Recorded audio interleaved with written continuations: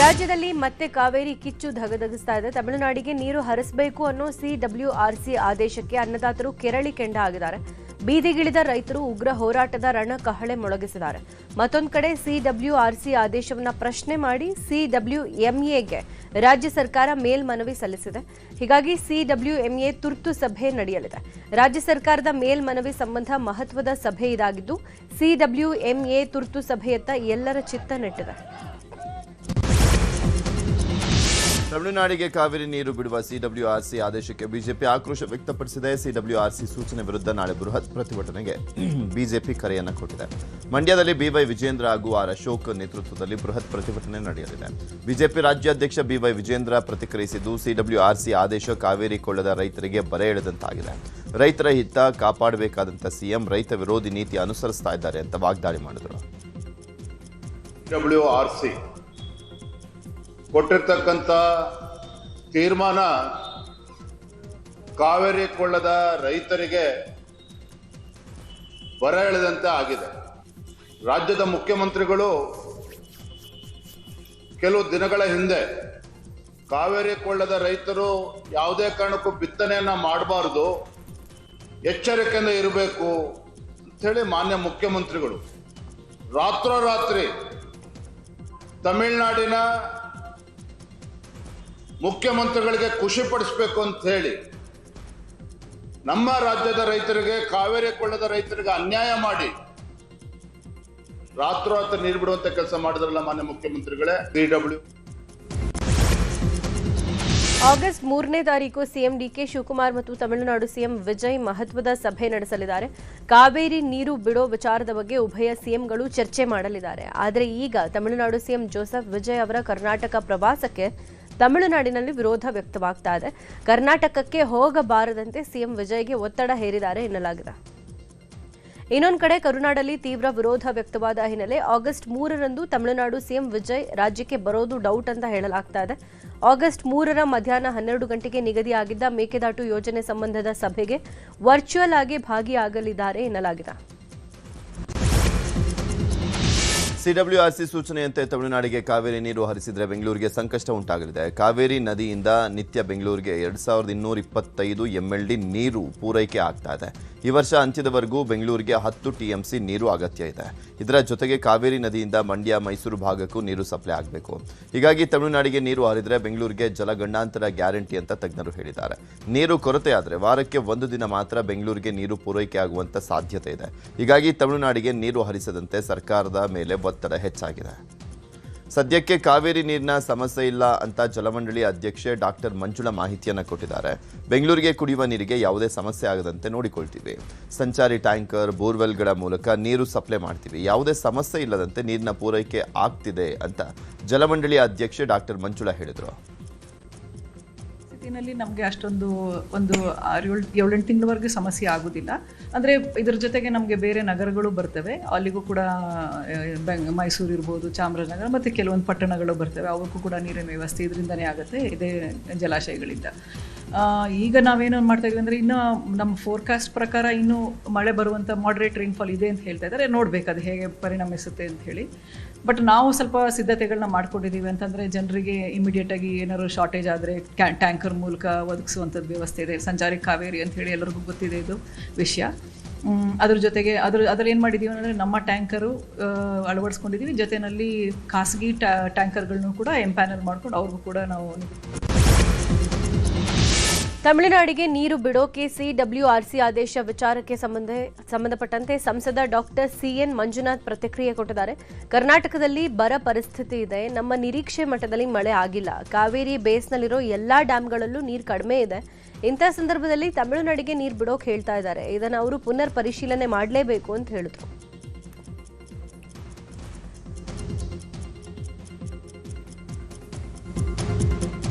NEET exam bill amendment ವಿಚಾರಕ್ಕೆ ಸಂಬಂಧಪಟ್ಟಂತೆ ಸಂಸದ ಡಾಕ್ಟರ್ ಸಿಎನ್ ಮಂಜುನಾಥ್ ರಿಯಾಕ್ಷನ್ ಕೊಟ್ಟಿದ್ದಾರೆ. ನಮ್ಮ ಪಬ್ಲಿಕ್ ಎಕ್ಸಾಮಿನೇಷನ್ ಬಿಲ್ 2024ರಲ್ಲಿ ಇದ್ದಂಥ ಬಿಲ್ ಅದನ್ನು ಇನ್ನಷ್ಟು ಬಲಪಡಿಸಲಾಗಿದೆ. ಇನ್ಸ್ಟಿಟ್ಯೂಷನ್ಗೆ ಪೆನಾಲ್ಟಿ 5 ಕೋಟಿ ಇದ್ದದ್ದು 10 ಕೋಟಿ ಆಗಿದೆ. ಶಿಕ್ಷೆಯ ಅವಧಿ ಕೂಡ 10 ವರ್ಷ ಆಗಿದೆ. ಪೇಪರ್ ಸೋರಿಕೆ ಆಗಬಾರ್ದು ಅನ್ನೋ ಹಿನ್ನೆಲೆ ಉತ್ತಮವಾದ ನಿರ್ಧಾರ ಅಂತ ಹೇಳಿದ್ರು. ಕಾವೇರಿ ಹೋರಾಟ ತೀವ್ರಗೊಳಿಸಲಿಕ್ಕೆ ಕನ್ನಡ ಪರ ಹೋರಾಟಗಾರ ವಾಟಾಳ್ ನಾಗರಾಜ್ ತೀರ್ಮಾನವನ್ನು ಮಾಡಿದ್ದಾರೆ. ಹೀಗಾಗಿ ಇಂದು ವಿವಿಧ ಕನ್ನಡ ಪರ ಸಂಘಟನೆಗಳ ಜೊತೆಗೆ ಸಭೆಯನ್ನು ಮಾಡಿದ್ದಾರೆ. ಬೆಂಗಳೂರಿನ ಖಾಸಗಿ ಹೋಟೆಲ್ನಲ್ಲಿ ಕರ್ನಾಟಕ ಬಂದ್ ಬಗ್ಗೆ ಸಭೆ ನಡೆಯಲಿದೆ. ಸಭೆಯಲ್ಲಿ ಕರ್ನಾಟಕ ಬಂದ್ ಬಗ್ಗೆ ನಿರ್ಧಾರ ಘೋಷಣೆ ಮಾಡಲಿದ್ದಾರೆ. ಸಭೆಗೆ ಕನ್ನಡ ಪರ ಸಂಘಟನೆಗಳಿಗೆ ಆಹ್ವಾನವನ್ನು ಕೊಡಲಾಗಿದೆ. ಬೆಳಗ್ಗೆ 11 ಗಂಟೆಗೆ ವುಡ್ಲ್ಯಾಂಡ್ ಹೋಟೆಲ್ನಲ್ಲಿ ಎಲ್ಲ ಕನ್ನಡ ಪರ ಸಂಘಟನೆಗಳ ಸಭೆಯನ್ನ ಕರೆದಿದ್ದೀವಿ. ಎಲ್ಲ ಮುಖಂಡರುಗಳನ್ನ ಬರಬೇಕು ಅಂತೇಳಿ ಈ ಮೂಲಕ ಕಳಕಳಿಯಿಂದ ಮನವಿ ಮಾಡ್ತಾ ಇದ್ದೇನೆ.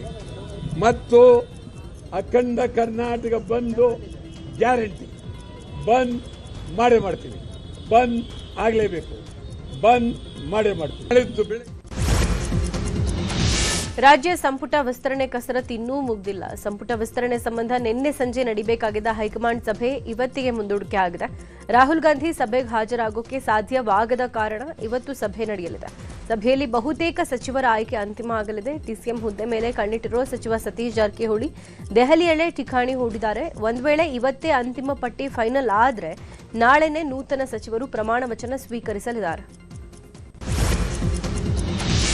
ದೆಹಲಿಯಲ್ಲಿ ಸಂಪುಟ ವಿಸ್ತರಣೆ ಕಸರತ್ತು ಜೋರಾಗಿದೆ. ಮತ್ತೊಂದು ಕಡೆ ನೂತನ ಸಚಿವರ ಪದಗ್ರಹಣಕ್ಕೆ ಸಿದ್ಧತೆ ಮಾಡಿಕೊಳ್ಳಲಾಗಿದೆ.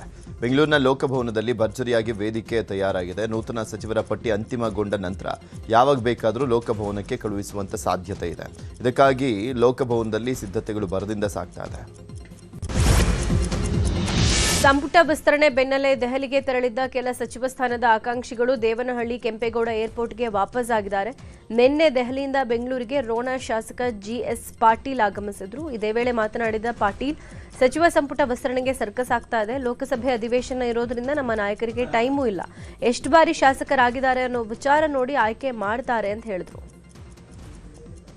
ವಿಶೇಷವಾಗಿ ನಮ್ಮ ನಾಯಕರಿಗೆ ಅಲ್ಲಿ ಲೋಕಸಭಾ ನಡೆದ ವಿಚಾರದಲ್ಲಿ ಅವ್ರಿಗೆ ಟೈಮ್ ಇಲ್ಲ. ಮತ್ತು ಇವತ್ತು ಕೂಡ ಕೊನೆ ಮೀಟಿಂಗ್ ಮಾಡ್ಬೇಕಂತಿತ್ತು. ಬಹುಶಃ ಅದು ಕೂಡ ಮುಂದೋಗಿತ್ತು. ನಾಳೆಗೆ ಸೇರುವಂತ ಲಕ್ಷಣ ನಾವು ನಾಳೆ ಸೇರಿದ ಮೇಲೆ ಫೈನಲ್ ಮಾಡಿ ಕಳಿಸ್ತಾರೆ. ಸಚಿವ ಸಂಪುಟದ ವಿಸ್ತರಣೆ ಯಾರ ಆಕಾಂಕ್ಷಿಗಳು ಇರ್ತಾರೆ ಅವರ ಸ್ಥಿತಿ ಗತಿ, ಪಕ್ಷದ ಜೊತೆ ಇರ್ತಕ್ಕಂಥ ಒಡನಾಟ, ಎಷ್ಟು ಬಾರಿ ಅವರು ಶಾಸಕರಾಗಿರ್ತಾರೆ, ಇದೆಲ್ಲ ವಿಚಾರ ಮಾಡಿ ಆಯ್ಕೆ ಮಾಡ್ತಾರೆ. ದೆಹಲಿಯಲ್ಲಿ ರಾಜ್ಯ ಸಚಿವ ಸಂಪುಟ ವಿಸ್ತರಣೆ ಕಸರತ್ತು ನಡೀತಾ ಇದೆ. ಈ ಮಧ್ಯೆ ದೆಹಲಿಯಿಂದ ಮಾಜಿ ಸಚಿವ ಜಮೀರ್ ಅಹಮದ್ ಟೆನ್ಷನ್ನಲ್ಲೇ ಬೆಂಗಳೂರಿಗೆ ವಾಪಸ್ ಆದರು. ಕೆಂಪೇಗೌಡ ವಿಮಾನ ನಿಲ್ದಾಣದಲ್ಲಿ ಯಾವುದೇ ಪ್ರತಿಕ್ರಿಯೆ ಕೊಡದೆ ಹೋಗಿದ್ದಾರೆ. ಹೀಗಾಗಿ ಜಮೀರ್ ಅಹಮದ್ಗೆ ಸಚಿವ ಸ್ಥಾನ ಕೈ ತಪ್ಪಿದ್ಯಾ ಅನ್ನುವಂಥ ಅನುಮಾನ ಶುರುವಾಗಿದೆ. ಸಂಪುಟ ವಿಚಾರವಾಗಿ ದೇವನಹಳ್ಳಿ ಕೆಂಪೇಗೌಡ ವಿಮಾನ ನಿಲ್ದಾಣದಲ್ಲಿ ಬಿಜೆಪಿ ಶಾಸಕ ಹರೀಶ್ ಪೂಂಜಾ ಮಾತನಾಡಿದ್ದಾರೆ. ಅಧಿಕಾರದ ಮಧ್ಯದಲ್ಲಿ ಆಡಳಿತವನ್ನ ಕಾಂಗ್ರೆಸ್ ಸರ್ಕಾರ ಮರೆತು ಹೋಗಿದೆ. ಸರ್ಕಾರವನ್ನ ಸುಸ್ಥಿರಗೊಳಿಸೋಕೆ ಸಿಎಂಗೆ ಇವತ್ತಿಗೂ ಆಗ್ತಾ ಇಲ್ಲ. ಸಂಪೂರ್ಣವಾಗಿ ಡಿಕೆಶಿ ವಿಫಲತೆ ಕಂಡಿದ್ದಾರೆ ಅಂತ ಆಕ್ರೋಶ ವ್ಯಕ್ತಪಡಿಸಿದ್ರು. ಇನ್ನು ಗ್ಯಾರಂಟಿ ಆಧಾರದಲ್ಲಿ ಈ ರಾಜ್ಯದಲ್ಲಿ ಅಧಿಕಾರವನ್ನು ಪಡ್ಕೊಂಡ್ರು ಕಾಂಗ್ರೆಸ್ ಸರ್ಕಾರ. ಮೊದಲ ದಿನದಿಂದಲೇ ಈ ಕಿತ್ತಾಟ ಪ್ರಾರಂಭ ಆಗಿದೆ. ಯಾವಾಗ ಕುರ್ಚಿ ತಗೊಳ್ತೀನಿ, ಕುರ್ಚಿಯಲ್ಲಿ ಕೂತ್ಕೊಳ್ತೀನಿ ಅನ್ನುವಂತ ಒಂದು ದೃಷ್ಟಿಯನ್ನು ಇಟ್ಕೊಂಡೇ ಅಧಿಕಾರದ ಒಂದು ಮದದಲ್ಲಿ ಆಡಳಿತವನ್ನು ಈ ಕಾಂಗ್ರೆಸ್ ಸರ್ಕಾರ ಮರೆತು ಬಿಟ್ಟಿರ್ತಕ್ಕಂಥದ್ದು. ಡಿ ಕೆ ಶಿವಕುಮಾರ್ ಅವರು ಮುಖ್ಯಮಂತ್ರಿ ಆಗಿದ್ದಾರೆ. ಅವರ ಸರ್ಕಾರವನ್ನು ಸುಸ್ಥಿರಗೊಳಿಸಲಿಕ್ಕೆ ಅವರಿಗೆ ಇವತ್ತಿಗೂ ಆಗ್ಲಿಲ್ಲ. ಆದ್ರೆ ಅವ್ರಿಗೆ ಸಂಪೂರ್ಣ ಸಚಿವ ಸಂಪುಟ ವಿಸ್ತರಣೆ ವಿಳಂಬಕ್ಕೆ ವಿಜಯಪುರದಲ್ಲಿ ಶಾಸಕ ಬಸನಗೌಡ ಪಾಟೀಲ್ ಯತ್ನಾಳ್ ಪ್ರತಿಕ್ರಿಯೆ ಕೊಟ್ಟಿದ್ದಾರೆ. ಸಂಪುಟ ವಿಸ್ತರಣೆಗೆ ಸಿಎಂ ಡಿಕೆಶಿ ನೆಪ ಹೇಳ್ತಾ ಇದ್ದಾರೆ. ಮುಂದೂಡ್ತಾ ಹೋದ್ರೆ ಎಲ್ಲ ಇಲಾಖೆಗಳು ನನ್ನ ಕೈಯಲ್ಲೇ ಇರುತ್ತೆ, ಸಂಪನ್ಮೂಲ ಸಂಗ್ರಹವಾಗುತ್ತೆ ಅಂತ ಅನ್ಕೊಂಡಿದ್ದಾರೆ. ಇಲ್ಲಿವರೆಗೂ ಸಚಿವ ಸಂಪುಟ ವಿಸ್ತರಣೆ ಆಗದೇ ಇರೋದೇ ದುರ್ದೈವದ ಸಂಗತಿ. ರಾಜ್ಯದಲ್ಲಿ ಬರ ಇದೆ, ಕೃಷಿ ಸಚಿವರು ಇಲ್ಲ, ಸಿಎಂ ಹೋಗಿ ಜಮೀನಲ್ಲಿ ಫೋಟೋ ತಗೊಂಡು ಬಂದ್ರೆ ಸಾಕಾ ಅಂತ ಪ್ರಶ್ನೆ ಮಾಡಿದ್ದಾರೆ. ನಾಳೆ ಸಿಎಂ ಡಿಕೆ ಶಿವಕುಮಾರ್ ಮೈಸೂರಿಗೆ ಭೇಟಿಯನ್ನ ನೀಡಬೇಕಾಗಿತ್ತು. ಸಚಿವರಿಗೆ ಅದ್ದೂರಿ ಸ್ವಾಗತ ಕೋರಲಿಕ್ಕೆ ಕಾಂಗ್ರೆಸ್ ಕಾರ್ಯಕರ್ತರು ಸಮಾವೇಶವನ್ನು ಹಮ್ಮಿಕೊಂಡಿದ್ರು. ಆದ್ರೀಗ ಸಚಿವ ಸಂಪುಟ ಪುನಾರಚನೆ ಕಸರತ್ತು ನಡೀತಾ ಇರುವಂತಹ ಹಿನ್ನೆಲೆಯಲ್ಲಿ ಮೈಸೂರಿನಲ್ಲಿ ನಡೆಯಬೇಕಾಗಿದ್ದಂಥ ಸಮಾವೇಶ ರದ್ದು ಮಾಡಲಾಗಿದೆ. ರಾಹುಲ್ ಗಾಂಧಿ ವಿರುದ್ಧ ಅವಹೇಳನಕಾರಿ ಹೇಳಿಕೆ ನೀಡಿದಂಥ ಆರೋಪದ ಮೇಲೆ ಉಡುಪಿ ಶಾಸಕ ಯಶ್ಪಾಲ್ ಸುವರ್ಣ ವಿರುದ್ಧ ಎಫ್ಐಆರ್ ದಾಖಲಾಗಿತ್ತು. ಬಾಬರಿ ಮಸೀದಿಯನ್ನು ಹೇಗೆ ಧ್ವಂಸಗೊಳಿಸಿದ್ವೋ ರಾಹುಲ್ ಗಾಂಧಿ ವಂಶವನ್ನು ನಾಶ ಮಾಡಲಿಕ್ಕೆ ನಾವು ಸಿದ್ಧ ಅಂತ ಹೇಳಿಕೆಯನ್ನು ಕೊಟ್ಟಿದ್ರು. ಯಶ್ಪಾಲ್ ಸುವರ್ಣ ವಿರುದ್ಧ ಪ್ರಕರಣ ದಾಖಲು ಹಿನ್ನೆಲೆಯಲ್ಲಿ ನಿನ್ನೆ ಕಚೇರಿಗೆ ಆಗಮಿಸಿದಂಥ ಯಶ್ಪಾಲ್ಗೆ ಪುಷ್ಪ ವೃಷ್ಟಿ ಮಾಡಿ ಕಾರ್ಯಕರ್ತರು ಬರಮಾಡಿಕೊಂಡಿದ್ದಾರೆ. ರಾಷ್ಟ್ರೀಯವಾದಿ ಶಾಸಕರಿಗೆ ಜೈ ಅಂತ ಘೋಷಣೆ ಕೂಗಿದ್ರು. ಇನ್ನು ತಮ್ಮ ವಿರುದ್ಧ ಪ್ರಕರಣ ದಾಖಲಾಗಿದ್ದಕ್ಕೆ ಪ್ರತಿಕ್ರಿಯೆ ಕೊಟ್ಟಿರುವಂತಹ ಉಡುಪಿ ಶಾಸಕ ಯಶ್ಪಾಲ್ ಸುವರ್ಣ, ನಾನು ದೇಶ ವಿರೋಧಿ ಚಟುವಟಿಕೆ ಮಾಡಿಲ್ಲ, ಪೊಲೀಸರು ಅವರ ಕರ್ತವ್ಯ ಮಾಡಿದ್ದಾರೆ, ಯಾವುದೇ ನೋಟಿಸ್ ಕೊಟ್ಟರು ನಾನು ತೆಗೆದುಕೊಳ್ಳಲಿಕ್ಕೆ ಸಿದ್ಧನಿದ್ದೇನೆ ಅಂತ ಹೇಳಿದ್ರು. ಇತ್ತ ಮಂಗಳೂರು ಉತ್ತರ ಶಾಸಕ ಭರತ್ ಶೆಟ್ಟಿ ಮಾತನಾಡಿ, ಕಾಂಗ್ರೆಸ್ ಸರ್ಕಾರ ಅಧಿಕಾರಕ್ಕೆ ಬಂದಾಗಿನಿಂದ ಕೂಡ ಬಿಜೆಪಿಯ ಭದ್ರಕೋಟೆಗಳಲ್ಲಿ ಶಾಸಕರನ್ನ ಟಾರ್ಗೆಟ್ ಮಾಡಲಾಗ್ತಾ ಇದೆ ಅಂತ ವಾಗ್ದಾಳಿ ಮಾಡಿದ್ರು. ಹುಬ್ಬಳ್ಳಿಯಲ್ಲಿ ಕೇಂದ್ರ ಸಚಿವ ಪ್ರಹ್ಲಾದ್ ಜೋಶಿ ಮತ್ತು ಸಂಸದೆ ಕಂಗನಾ ರಾಣಾವತ್ ವಿರುದ್ಧ ಕಾಂಗ್ರೆಸ್ ಪ್ರತಿಭಟನೆ ನಡೆಸಿದೆ. ಅತ್ಯಾಚಾರಿಗಳ ಪರವಾಗಿ ಜೋಶಿ ಮತ್ತು ರಾಣಾವತ್ ಹೇಳಿಕೆ ಕೊಟ್ಟ ವಿರುದ್ಧ ಮಹಿಳಾ ಕಾಂಗ್ರೆಸ್ ಕಾರ್ಯಕರ್ತರು ಪ್ರತಿಭಟಿಸಿದ್ದಾರೆ. ಜೋಶಿ ಕಚೇರಿಗೆ ಮುತ್ತಿಗೆ ಹಾಕೋಕೆ ಯತ್ನಿಸಿದ ಧಾರವಾಡ ಮಹಿಳಾ ಕಾಂಗ್ರೆಸ್ ಕಾರ್ಯಕರ್ತರನ್ನ ಪೊಲೀಸರು ವಶಕ್ಕೆ ಪಡೆದರು. ಈ ವೇಳೆ ಪ್ರತಿಭಟನಾಕಾರರು ಮತ್ತು ಪೊಲೀಸರ ನಡುವೆ ಮಾತಿನ ಚಕಮಕಿ ನಡೆಯಿತು. ಕಂಗನಾ ಮತ್ತು ಜೋಶಿ ಭಾವಚಿತ್ರಗಳಿಗೆ ಮಸಿ ಬೆಳೆದು ಆಕ್ರೋಶ ವ್ಯಕ್ತಪಡಿಸಿದರು. ಅಕ್ರಮವಾಗಿ ಕೆಟ್ಮೈನ್ ದಂಧೆ ಪ್ರಕರಣ ಸಂಬಂಧಪಟ್ಟಂತೆ ಬೆಂಗಳೂರು, ಹೈದರಾಬಾದ್, ಚೆನ್ನೈನಲ್ಲಿ ಇಡಿ ದಾಳಿ ನಡೆಸಿದೆ. ದಾಳಿಯಲ್ಲಿ 82 ಲಕ್ಷ ನಗದು, 18,000 ಅಮೆರಿಕನ್ ಡಾಲರ್ ಹಾಗೂ ದಾಖಲೆಗಳನ್ನು ಇಡಿ ಅಧಿಕಾರಿಗಳು ಜಪ್ತಿ ಮಾಡಿದ್ದಾರೆ. 2019 ಏಪ್ರಿಲ್ ಎನ್ಸಿಬಿಯ ಕೇಸ್ನಲ್ಲಿ ಅಕ್ರಮ ಹಣ ವರ್ಗಾವಣೆ ಪತ್ತೆಯಾಗಿತ್ತು. ಬೆಂಗಳೂರಿನಲ್ಲಿ ಜಿ ಕಣ್ಣನ್, ಶಿವರಾಜ್ ಅರಸ್, ಪುಟ್ಟ ವೆಂಕಟೇಶ್ವರಲು ಎಂಬುವರ ವಿರುದ್ಧ ತನಿಖೆ ನಡೆಸಲಾಗಿತ್ತು. ದಕ್ಷಿಣ ಕನ್ನಡ ಜಿಲ್ಲೆ ಪುತ್ತೂರು ತಾಲೂಕಿನ ಪುರುಷರ ಕಟ್ಟೆ ಶಾಂತಿಗೋಡು ರಸ್ತೆ ರಿಪೇರಿಗೆ ಅಧಿಕಾರಿಗಳು ಸ್ಪಂದಿಸ್ತಾ ಇರುವಂತೆ ಅಧಿಕಾರಿಗಳ ನಿರ್ಲಕ್ಷ್ಯ ಧೋರಣೆಯನ್ನ ಪುತ್ತಿಲ ಪರಿವಾರ ಖಂಡಿಸಿದೆ. ನಾಳೆಯಿಂದ ನರಿಮೊಗರು ಗ್ರಾಮ ಪಂಚಾಯಿತಿ ಕಚೇರಿಯ ಮುಂಭಾಗ ಧರಣಿ ನಡೆಯುತ್ತೆ. ಈ ಹಿಂದೆನೂ ಪುತ್ತಿಲ ಪರಿವಾರ ರಸ್ತೆ ತಡೆ ನಡೆಸಿ ಪ್ರತಿಭಟನೆ ನಡೆಸಿತ್ತು. ರಾಜ್ಯದಲ್ಲಿ ಮತದಾರರ ಪಟ್ಟಿ ಪರಿಷ್ಕರಣೆ ಪ್ರಕ್ರಿಯೆ ನಡೆದಿದೆ. ಈವರೆಗೂ 4,28,64,622 ಎನ್ಯುಮರೇಷನ್ ಫಾರ್ಮ್ ಡಿಜಿಟಲೀಕರಣವಾಗಿದೆ. ರಾಜ್ಯದಲ್ಲಿ ಎಎಸ್ಡಿಡಿಒ 86,64,501 ಮತದಾರರು ಪತ್ತೆಯಾಗಿದ್ದಾರೆ. ಇನ್ನು 11,92,774 ಮತದಾರರು ನಾಪತ್ತೆಯಾಗಿದ್ದಾರೆ. ಸುಮಾರು 5,74,681 ನಕಲಿ ಮತದಾರರು ಪತ್ತೆಯಾಗಿದ್ದಾರೆ. ಬೆಂಗಳೂರು ಉತ್ತರ ನಗರ ಪಾಲಿಕೆ ವ್ಯಾಪ್ತಿಯಲ್ಲಿ ತೆರವು ಕಾರ್ಯ ಚುರುಕು ಪಡೆದುಕೊಂಡಿದೆ. ಜುಲೈ 1ರಿಂದ ಇಲ್ಲಿಯವರೆಗೆ ಒಟ್ಟು 172.85 ಕಿಲೋಮೀಟರ್ ಪಾದಚಾರಿ ಮಾರ್ಗ ಅತಿಕ್ರಮಣ ಮುಕ್ತವಾಗಿದೆ. 5 ನಗರ ಪಾಲಿಕೆ ವ್ಯಾಪ್ತಿಯಲ್ಲಿ ಇದುವರೆಗೂ 693.23 ಕಿಲೋಮೀಟರ್ ಪಾದಚಾರಿ ಮಾರ್ಗ ತೆರವು ಮಾಡಲಾಗಿದೆ. ಇವತ್ತು ರಾಜ್ಯದ ಎಲ್ಲಾ ಜಿಲ್ಲೆಗಳಿಗೂ ಮಳೆ ಅಲರ್ಟ್ ಅನ್ನು ನೀಡಲಾಗಿದೆ. ಪ್ರಮುಖವಾಗಿ 5 ಜಿಲ್ಲೆಗಳಿಗೆ ಆರೆಂಜ್ ಅಲರ್ಟ್ ನೀಡಲಾಗಿದೆ. ಉಳಿದ ಎಲ್ಲಾ ಜಿಲ್ಲೆಗಳಿಗೆ ಯೆಲ್ಲೋ ಅಲರ್ಟ್ ನೀಡಲಾಗಿದೆ. ಉತ್ತರ ಕನ್ನಡ, ಉಡುಪಿ, ದಕ್ಷಿಣ ಕನ್ನಡ, ಶಿವಮೊಗ್ಗ, ಚಿಕ್ಕಮಗಳೂರು ಜಿಲ್ಲೆಗೆ ಆರೆಂಜ್ ಅಲರ್ಟ್ ನೀಡಲಾಗಿದ್ದು ಮಳೆ ಅಬ್ಬರಿಸುವಂತ ಸಾಧ್ಯತೆ ಇದೆ. ಉಳಿದಂತೆ ಬೆಂಗಳೂರು ಸೇರಿ ರಾಜ್ಯದ ಎಲ್ಲಾ ಜಿಲ್ಲೆಗೆ ಯೆಲ್ಲೋ ಅಲರ್ಟ್ ನೀಡಿದೆ ಹವಾಮಾನ ಇಲಾಖೆ. ಬೆಳಗಾವಿ ನಗರಕ್ಕೆ ಪ್ರಮುಖ ಕುಡಿಯುವ ನೀರಿನ ಮೂಲವಾದಂಥ ರಕ್ಕಸಕೊಪ್ಪ ಜಲಾಶಯ ಸಂಪೂರ್ಣವಾಗಿ ಭರ್ತಿಯಾಗಿದೆ. 2 ದಿನಗಳಿಂದ ಭಾರೀ ಮಳೆಯಿಂದಾಗಿ ಜಲಾಶಯಕ್ಕೆ ಅಪಾರ ಪ್ರಮಾಣದ ನೀರು ಹರಿದು ಬಂದಿದೆ. ರಸ್ತೆಯಲ್ಲಿ ಮೊಳೆಗಳನ್ನ ಹಾಕ್ತಾ ಇದ್ದ ಕಿಡಿಗೇಡಿಗಳು ಕೊನೆಗೂ ಲಾಕ್ ಆಗಿದ್ದಾರೆ. ಬೆಂಗಳೂರಿನ ಜಾಲಹಳ್ಳಿಯ ಎಂಇಎಸ್ ರಿಂಗ್ ರೋಡ್ನಲ್ಲಿ ಮೊಳೆಗಳನ್ನು ಹಾಕಿ ಕಾರು, ಬೈಕು ಪಂಚರ್ ಮಾಡ್ತಾ ಇದ್ರು. ಈ ಸಂಬಂಧ ಟ್ರಾಫಿಕ್ ಪೊಲೀಸರು ಅಲರ್ಟ್ ಆಗಿ ಸಿಸಿಟಿವಿ ಪರಿಶೀಲಿಸಿದಾಗ ಪಂಕ್ಚರ್ ಶಾಪ್ ಹುಡುಗರ ಕೃತ್ಯ ಬಯಲಾಗಿದೆ. ವಿಡಿಯೋ ಆಧರಿಸಿ 2 ಆರೋಪಿಗಳನ್ನು ಬಂಧಿಸಲಾಗಿದೆ. ಕೋಲಾರ ತಾಲೂಕಿನ ಕೋಡಿಕಣ್ಣೂರು ಸರ್ಕಾರಿ ಶಾಲೆಯಲ್ಲಿ ಶಿಕ್ಷಕರ ಮಧ್ಯೆ ವೈಮನಸ್ಸು ಉಂಟಾಗಿದೆ. ಇದರಿಂದಾಗಿ ಅಡುಗೆ ಸಿಬ್ಬಂದಿ ಕೆಲಸಕ್ಕೆ ಹಾಜರಾಗದೆ ದೂರ ಉಳಿದಿದ್ದಾರೆ. ಶಾಲೆಯಲ್ಲಿ 5 ಶಿಕ್ಷಕರು ಹಾಗೂ ಮುಖ್ಯ ಶಿಕ್ಷಕಿ ಕೆಲಸ ಮಾಡ್ತಾ ಇದ್ದು 1ರಿಂದ 8ನೇ ತರಗತಿವರೆಗೂ 94 ಮಕ್ಕಳು ಓದ್ತಾ ಇದ್ದಾರೆ. ಅಡುಗೆ ಸಿಬ್ಬಂದಿಗೆ ಶಿಕ್ಷಕರು ನಿಂದಿಸಿದ್ದಾರೆಂಬ ಕಾರಣ ನೀಡಿ ಅಡುಗೆ ಸಿಬ್ಬಂದಿ ಕೆಲಸಕ್ಕೆ ಹಾಜರಾಗದೆ ದೂರ ಉಳಿದಿದ್ದಾರೆ. Welcome back. ಉಳಿದ ಸುದ್ದಿಗಳನ್ನು ನೋಡ್ತಾ ಹೋಗೋಣ. ಬೆಂಗಳೂರಿನ ಬ್ಯಾಡ್ರಹಳ್ಳಿಯಲ್ಲಿ ಮತ್ತೆ ಚಿರತೆ ಕಣ್ಣಾಮುಚ್ಚಾಲೆ ಆಡ್ತಾ ಇದೆ. ಭಾರತ್ ನಗರದಲ್ಲಿ ಚಿರತೆ ಕಾಣಿಸಿಕೊಂಡಿದ್ದು ಮಧ್ಯರಾತ್ರಿ 2:53 ಸುಮಾರಿಗೆ ಚಿರತೆ ಪ್ರತ್ಯಕ್ಷ ಆಗಿದೆ. ಚಿರತೆಯ ಚಲನವಲನ ಪತ್ತೆಯಾಗಿದೆ. ಮನೆಯೊಂದರ ಸಿಸಿಟಿವಿಯಲ್ಲಿ ಚಿರತೆ ಓಡಾಡುವಂಥ ದೃಶ್ಯ ಸೆರೆಯಾಗಿದ್ದು ಸುತ್ತಮುತ್ತಲಿನ ಸ್ಥಳೀಯರಲ್ಲಿ ಆತಂಕ ಮನೆ ಮಾಡಿದೆ. ಪ್ರಸಿದ್ಧ ಯಾತ್ರಾ ಸ್ಥಳ ಮಲೆ ಮಹದೇಶ್ವರ ಬೆಟ್ಟದ ಅಂತರಗಂಗೆಯಲ್ಲಿ ಮೀನುಗಳ ಮಾರಣ ಹೋಮ ಆಗಿದೆ.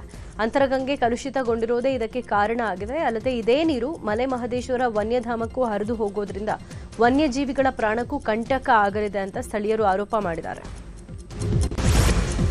ಉತ್ತರ ಕನ್ನಡ ಜಿಲ್ಲೆ ಅಂಕೋಲದಲ್ಲಿ ಮೀನುಗಾರರ ಬಲೆಗೆ ಸಿಲುಕಿದ್ದಂಥ ಕಡಲಾಮೆಯನ್ನ ಯುವಕರು ರಕ್ಷಿಸಿ ಪುನಃ ಸಮುದ್ರಕ್ಕೆ ಬಿಟ್ಟಿದ್ದಾರೆ. ಮೀನುಗಾರರ ಬಲೆಗೆ ಸಿಲುಕಿ ಅಲಿವ್ ರಿಡ್ಲೆ ಪ್ರಭೇದಕ್ಕೆ ಸೇರಿದಂತಹ ಕಡಲಾಮೆ ಒದ್ದಾಡ್ತಾ ಇತ್ತು. ತಕ್ಷಣ ಸ್ಥಳೀಯ ಯುವಕರು ಬಲೆಯಿಂದ ಆಮೆಯನ್ನ ಬೇರ್ಪಡಿಸಿ ಸುರಕ್ಷಿತವಾಗಿ ಸಮುದ್ರಕ್ಕೆ ಬಿಟ್ಟಿದ್ದಾರೆ. ಕೊಪ್ಪಳ ತಾಲೂಕಿನ ಪ್ರಸಿದ್ಧ ಕರ್ಕಿಹಳ್ಳಿಯಲ್ಲಿರುವ ಮೃತ್ಯುಂಜಯೇಶ್ವರ ಮಹಾರಥೋತ್ಸವ ಸಂಭ್ರಮದಿಂದ ನೆರವೇರಿದೆ. ಇದಕ್ಕೂ ಮೊದಲು ಅಖಂಡ ವೀಣಾ ಮಂಗಳ ಹೋಮ, ಆರತಿ, ನೈವೇದ್ಯ, ಭಕ್ತರಿಂದ ದೀರ್ಘದಂಡ ನಮಸ್ಕಾರ, ವಿವಿಧ ಸ್ವಾಮೀಜಿಗಳ ಪಾದಪೂಜೆ, ಮೃತ್ಯುಂಜಯೇಶ್ವರ ಸ್ವಾಮಿಗೆ ವಿಶೇಷ ಅಲಂಕಾರ ನಡೆದಿತು. ವಿಜಯಪುರದಲ್ಲಿ ಅಕ್ಕಮಹಾದೇವಿ ಮಹಿಳಾ ವಿಶ್ವವಿದ್ಯಾಲಯದಲ್ಲಿ ದಶಮಾನೋತ್ಸವದ ಕಟ್ಟಡದ ಉದ್ಘಾಟನೆ ಹಾಗೂ ಸಂಸ್ಥಾಪನಾ ದಿನ ಆಚರಣೆ ಮಾಡಲಾಯಿತು. ವಿಧಾನ ಪರಿಷತ್ ಸಭಾಪತಿ ಬಸವರಾಜ ಹೊರಟ್ಟಿ, ವಿಧಾನ ಪರಿಷತ್ ಸದಸ್ಯ ಹನುಮಂತ ನಿರಾಣಿ ಹಾಗೂ ಶಾಸಕ ಬಸನಗೌಡ ಪಾಟೀಲ್ ಯತ್ನಾಳ್ ಭಾಗಿಯಾಗಿದ್ದರು. ರಿಬ್ಬನ್ ಅನ್ನು ಕಟ್ ಮಾಡುವ ಮೂಲಕ ನೂತನ ಕಟ್ಟಡ ಉದ್ಘಾಟನೆ ಮಾಡಲಾಯಿತು. ಸ್ಯಾಂಡಲ್ವುಡ್ನ ಖ್ಯಾತ ಹಾಸ್ಯ ನಟ ಚಿಕ್ಕಣ್ಣ ವೈವಾಹಿಕ ಜೀವನಕ್ಕೆ ಕಾಲಿಡೋಕೆ ಸಜ್ಜಾಗಿದ್ದಾರೆ. ಮಂಡ್ಯ ಮೂಲದ ಪಾವನ ಜೊತೆ ಚಿಕ್ಕಣ್ಣ ಮದುವೆ ನಿಶ್ಚಯ ಆಗಿದ್ದು, ಮದುವೆ ದಿನಾಂಕವೂ ನಿಗದಿಯಾಗಿದೆ. ಆಗಸ್ಟ್ 29 ಮತ್ತು 30ರಂದು ಮೈಸೂರಿನ ಸ್ಪೆಕ್ಟ್ರಮ್ ಹಾಲ್ನಲ್ಲಿ ಅದ್ದೂರಿಯಾಗಿ ಮದುವೆ ಸಮಾರಂಭ ನಡೆಯಲಿದೆ. ಈ ಮದುವೆ ಮಹೋತ್ಸವದಲ್ಲಿ ಸ್ಯಾಂಡಲ್ವುಡ್ನ ಪ್ರಮುಖ ನಟ ನಟಿಯರು, ತಂತ್ರಜ್ಞರು, ಗಣ್ಯರು ಭಾಗವಹಿಸುವ ಸಾಧ್ಯತೆ ಇದೆ.